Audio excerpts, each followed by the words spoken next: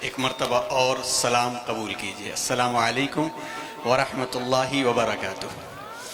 اور اس پیغام کے ساتھ کہ تو رہ نورد شوق ہے منزل نہ کر قبول۔ حضرت ٹیپو سلطان شہید رحمۃ اللہ علیہ کے مزار پہ علامہ اقبال 1929 میں تشریف لائے تھے، تو وہاں سے جب واپس ہوئے تو انہوں نے 3 نظمیں کہیں، 2 فارسی میں اور 1 اردو میں۔ تو انہوں نے کہا کہ تو رہ نورد شوق ہے منزل نہ کر قبول، لیلا بھی ہم نشیں ہو تو محمل نہ کر قبول۔ صبح ازل یہ مجھ سے کہا جبرائیل نے، جو عقل کا غلام ہو وہ دل نہ کر قبول۔ باطل دوئی پسند ہے حق لا شریک ہے، شرکت میں آنے حق و باطل نہ کر قبول۔ سید الرسول امام الانبیاء حضرت محمد مصطفیٰ صلی اللہ علیہ وسلم کی وراثتوں کے امین اور پاسبان گھرانے کے 2 نئی امیدوں کے نام، جس گھرانے سے ہم لوگوں نے الف با پڑھا اور آج اس لائق اللہ نے بنایا ہے کہ آپ کے سامنے کھڑے ہونے کے ہم لوگ لائق ہیں۔ حضرت مفکر اسلام حضرت مولانا سید ابو الحسن علی ندوی رحمۃ اللہ علیہ نے ٹیپو سلطان کے علمی خواب کو زندہ کرنے کے لیے 1997 میں ان کے پڑوس میں ایک ادارہ قائم کیا، جس ادارے کا نام دارالامور رکھا گیا، کیونکہ ٹیپو سلطان نے 1784 میں علم ایک ہے اس کو عملی شکل میں پیش کرنے کے لیے جامع الامور یونیورسٹی قائم کیا تھا۔ ٹیپو سلطان کی تاریخ کا جو علاقہ ہے سلطنت خداداد، ہم وہیں سے ہیں، بالکل ان کے مزار کے 100 میٹر کے اندر 25 سال سے رہنا ہوتا ہے۔ ان کا جو علاقہ سلطنت خداداد ہے، 50 مسجدیں انہوں نے بنایا تھا، ہر مسجد میں ایک مدرسہ تھا، اور مسجد کی پروگریس سے، مدرسے کی پروگریس سے وہ خود رپورٹ لیتے تھے۔ پھر 1784 میں انہوں نے دین کی بنیادوں پر تعلیم کے آغاز کو سائنس اور ٹیکنالوجی سے جوڑنے کے لیے جامع الامور یونیورسٹی قائم کیا تھا، لیکن ان کی زندگی تو انگریزوں سے لڑتے لڑتے گزری۔ حال یہاں تک ہو گیا کہ اس کے اٹھتے ہی مسلمان کا گھر بیٹھ گیا تھا، قیامت کا قیام اور قیامت کا قعود۔ چل نہیں سکا وہ ادارہ، لیکن آپ جانتے ہیں کہ راکٹ ٹیکنالوجی کے موجد تھے کہ اگر آج انسان چاند پر گیا ہے تو اس میں ان کا بھی حصہ نظر آتا ہے۔ الحمدللہ آج جس عنوان پر ہمارے بھائی محمد عاصم صاحب نے حکم دیا تھا، اور گویا ایک طرح سے کہا جائے کہ کمندے ڈال کر کے گھسیٹ لائے وہ، ورنہ تو ہم تو پالنپور میں تھے، اور حضرت مفکر اسلام رحمۃ اللہ علیہ کی کتابوں کی بنیاد پر کچھ محاضرات ترتیب دے کر کے علماء کی ٹریننگ کا سیشن چل رہا تھا۔ خوشی ہے کہ ہمارے سامنے اسی خانوادے کے 2 بڑے ہیں جو امت کے بڑے ہوں گے، بلکہ ہمیں ایک نظر میں ہمارے ذہن میں جو بات پیدا ہوئی، اللہ اسی راستے پر چلا دے۔ ہمیں تو تحریک شہیدین کے نئے جوڑے نظر آ رہے ہیں، ایک کی آنکھوں میں سید احمد شہید کا جلال نظر آیا ہے، اور ایک کی آنکھوں میں سید اسماعیل شہید کا روب اور علم نظر آیا ہے۔ اللہ ان کو نظر بس سے بچائے اور ہماری آنے والی نسلوں کے لیے اور ہم سب کے لیے مقتدی بنائے، آمین آمین کہہ دیجئے ایک بار۔ معزز حاضرین، اسلامی نظام تعلیم اور تربیت، اس عنوان پر الحمدللہ مولانا عبدالعلی صاحب نے علم کیا ہے، علم کی افادیت کیا ہے، اور علم کے اندر ثانویت نہیں ہے، علم ایک ہے، آدھا پریزنٹیشن میرا مکمل ہو گیا۔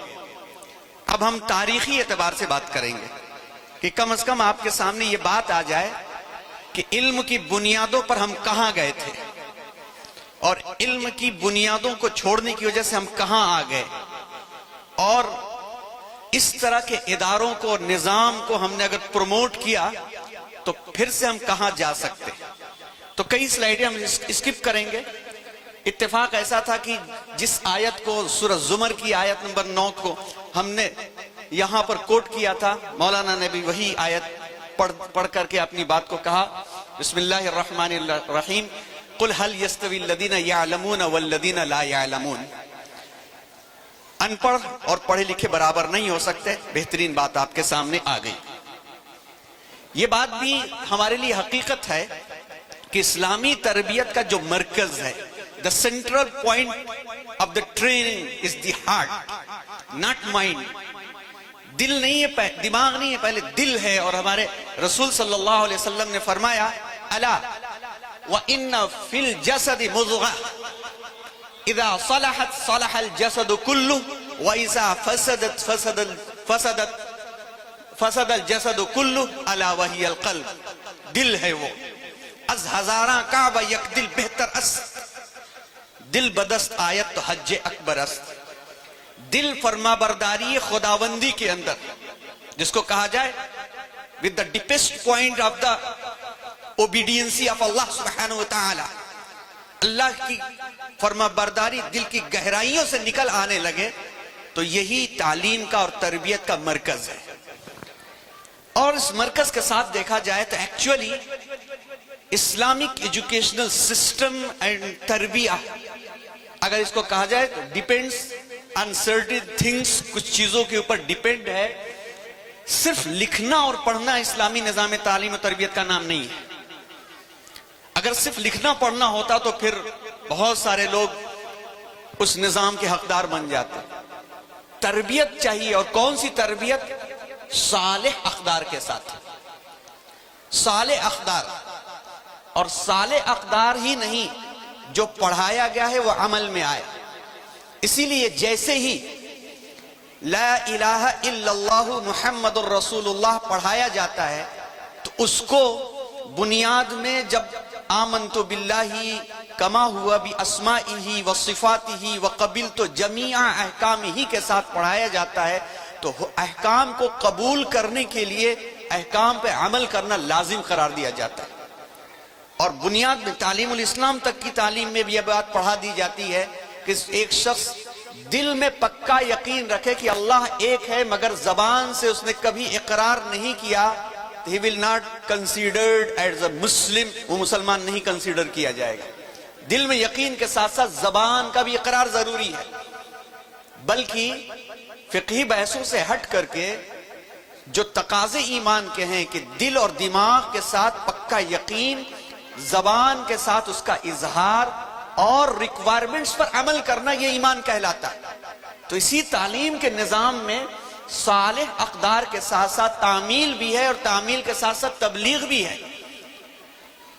اس کو پھیلانا بھی ہے, اور تبلیغ کے ساتھ ساتھ اس کی اشاعت اور ترویج بھی ہے. اور یہی اشاعت اور ترویج کا پورا جو کمبینیشن ہے وہ اسلامک ایجوکیشنل سسٹم کہلاتا ہے. ان میں سے ایک چیز بھی اگر کم ہے تو وہ اسلامک ایجوکیشنل سسٹم نہیں کہلائے گا. اب آئیے تاریخ کی روشنی میں آگے چلتے.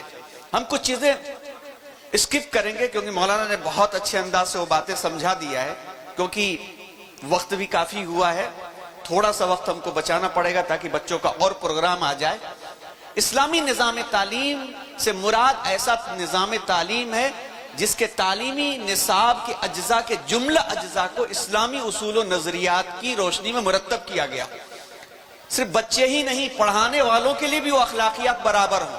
یہاں پہ تعلیم کی چیزوں کو پیش کرتے ہوئے ایک کمپیریزن دیکھ لیجئے.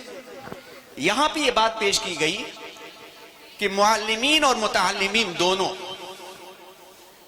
دونوں کی دینی اور اخلاقی تربیت کا خاص خیال رکھا گیا. عربی زبان, کتاب و سنت کی ضروری اور اساسی تعلیمات کو نظام تعلیم کا لازمی جز قرار دیا گیا. اخلاقی تعلیم سب کے لیے, یہ ہو گئی اسلامی نظام تعلیم کی ایک مختصر تعریف. دوسرا, سیکولر نظام تعلیم. دھیان دیجئے گا کہ بچے ہمارے کہاں پہ پڑھ رہے ہیں اور کیا پڑھ رہے ہیں. جیسے اکبر الہ آبادی نے کہا تھا نا کہ یوں قتل سے بچوں کے بدنام نہ ہوتا, افسوس کی فرعون کو کالج کی نہ سوچی. اب سیکولر نظام تعلیم میں مذہب کو معاشرہ اور عوامی معاملات سے الگ رکھا جائے. مذہب از اے پرائیویٹ میٹر کہہ کر کے مذہب کو الگ رکھا جائے. سماجیات, سیاسیات, معاشیات وغیرہ میں کسی بھی زاویے سے مذہب کی مداخلت نہ ہو. سوشل سائنس الگ ہے, مذہب الگ ہے. اکنامی الگ ہے, مذہب الگ ہے. ہر چیز کو الگ رکھا جائے.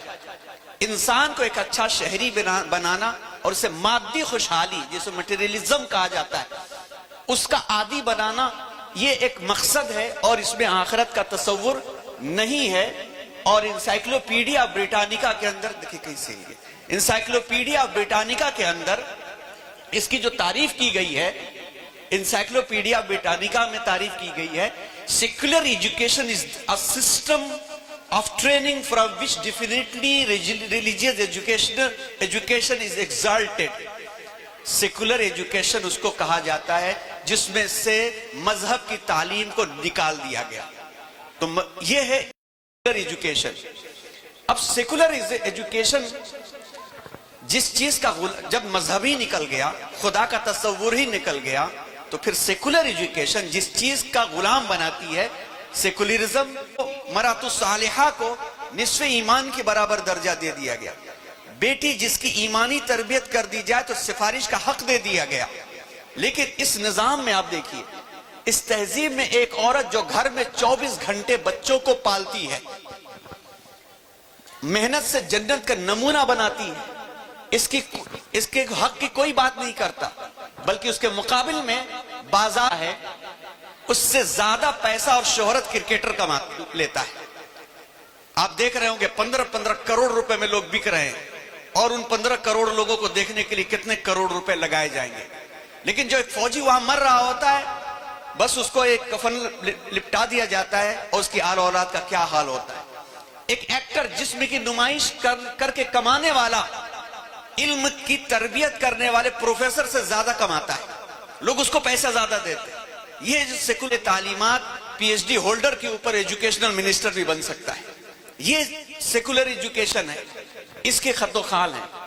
جبکہ اسلامی تعلیم کا معاملہ یہ ہے کہ اس کی بنیاد وحی الہی پر ہے، اس کے علم کا حقیقی سرچشمہ اللہ کی ذات ہے. اسلامی تعلیم آفاقی تعلیم ہے. اسلامی تعلیم میں حصول تعلیم ایک عبادت چھوڑتے ہیں ہم، جیسا ایک ابھی حدیث آپ کے سامنے پیش کی گئی، انما بعثت معلما.